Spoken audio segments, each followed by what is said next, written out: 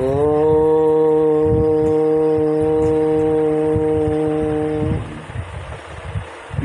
नारायण नमो नारायण नमो नारायण। ओम नमो नारायण। प्यारे भाई और बहनों, आज आपको भक्तराज ध्रुव के विषय में बताया जाएगा कि भक्ति में शक्ति होती है और त्याग में जीवन। इसके विषय में आपको बताया जाएगा। शतयुग के अंदर उत्तानपाद का नाम के राजा हुए, चक्रवर्ती राजा हुए, और उनकी दो रानियां थीं। बड़ी रानी का नाम सुनीति और छोटी का नाम सुरुचि था। बड़ी रानी सुनीति के ध्रुव और सुरुचि के उत्तम पुत्र थे।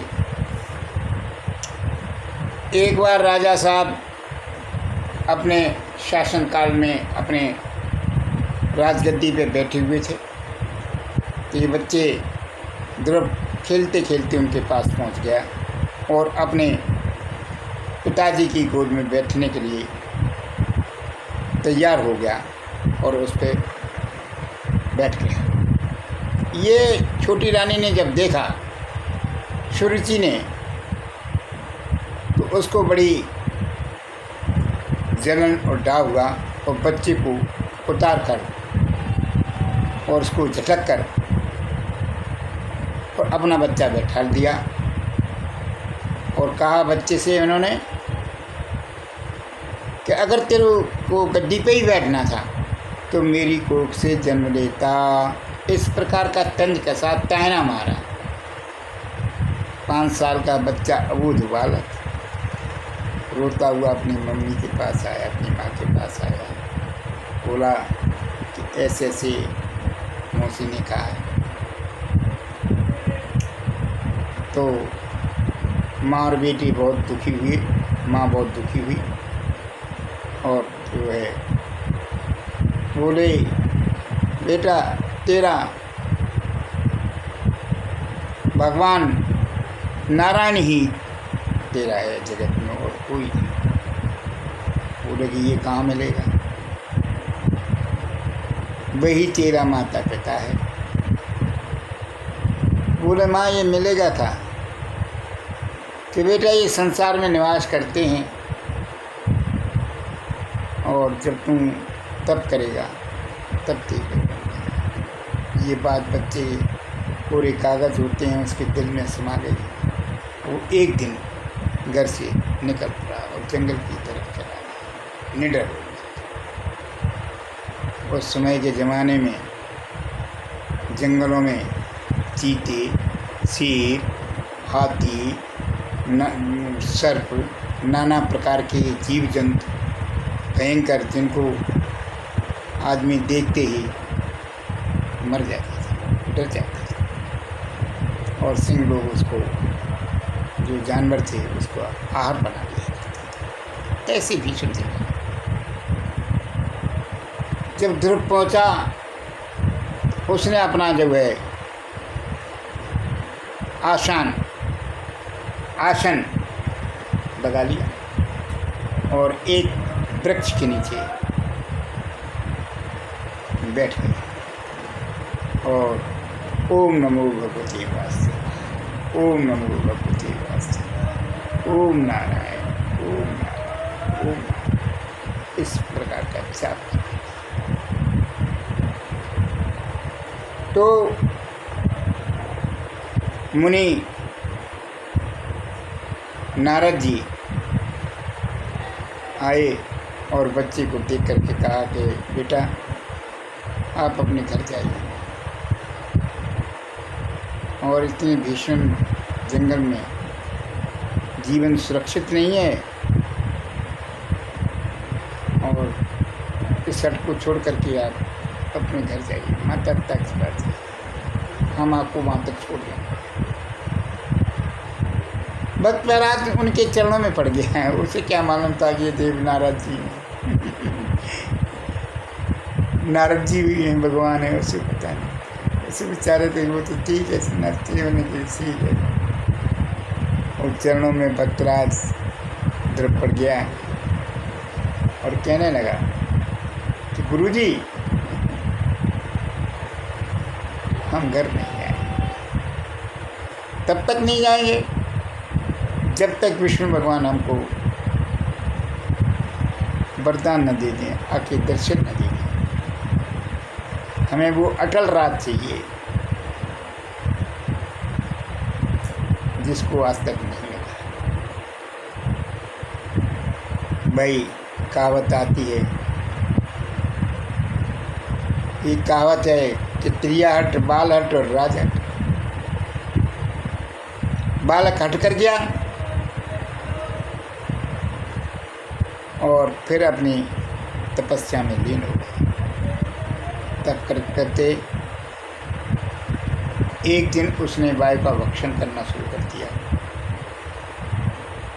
वायु का भक्षण करते करते वायु बंद हो गई। तीनों लोकों में हाहाकार मच गया। देवनारद जी ने कहा विष्णु भगवान से कि प्रभु 5 साल का ध्रुव है बच्चा,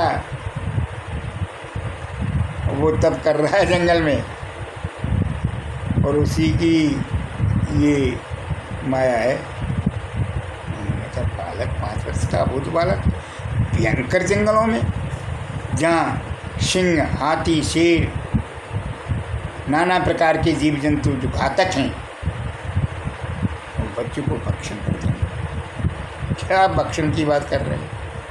उसका इतना तेज है कि एक एक कोस तक अविद्या नहीं आगे पैर नहीं रख सकती।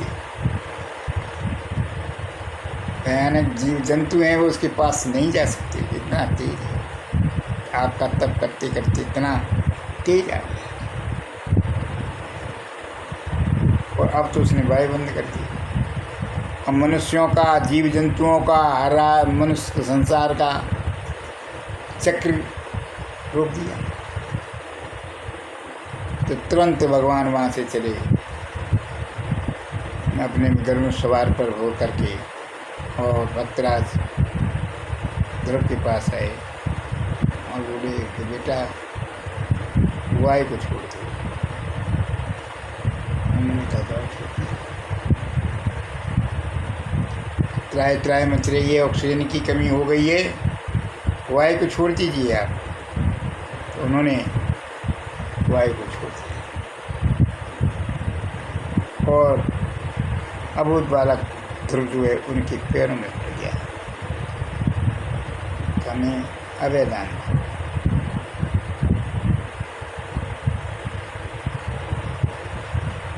जो आज तक आपने किसी को नहीं दिया, वो दान दीजिए, वो हमें राजपाट दीजिए।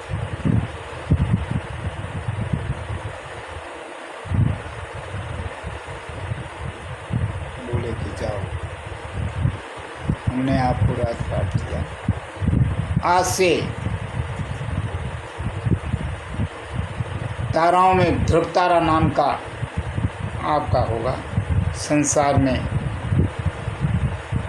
आप ध्रुव नाम से प्रसिद्ध होंगे और ध्रुव तारा आपका अटल रहेगा।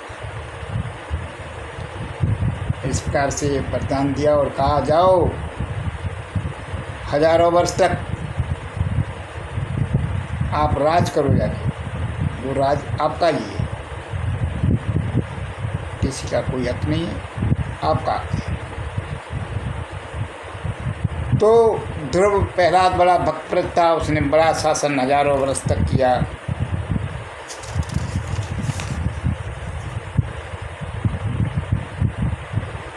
हजारों वर्ष तक राज किया। वृद्ध होने पर अपने पुत्र को राज देकर बद्रिका आश्रम में तपस्या करने चले गए। हजारों वर्ष के बाद जब चौथापन आया तो बद्रिका आश्रम, जहाँ बद्रीनाथ हैं, वहाँ पर उन्होंने तप किया। अपनी अटल प्रतिज्ञा के कारण वे प्रसिद्ध हुए। लोग कहते हैं तो उन्हीं के नाम पर आकाश में स्थित एक तारे का नाम ध्रुव तारा पड़ा। आकाश में सप्तऋषि हैं, उसी के ऊपर एक ध्रुव तारा है, ध्रुव तारा, जिसमें उसका नाम आज भी अजर अमर भक्तराज ध्रुव हो। तो भाई साहब, यहाँ हम कहना चाहते हैं भक्ति में बड़ी शक्ति होती है और त्याग में जीवन होता है। तो हमें भक्त मार्ग पर चलना चाहिए, सत्य मार्ग पर चलना चाहिए और उसे अड़ग रह के काम करना चाहिए। हमें डिगना नहीं चाहिए। भाई और बहनों, आज हम यही प्रार्थना करते हैं कि अपने बच्चों के अंदर अच्छी अच्छी कहानियाँ सुना करके उनके जीवन में परिवर्तन लाइए आप।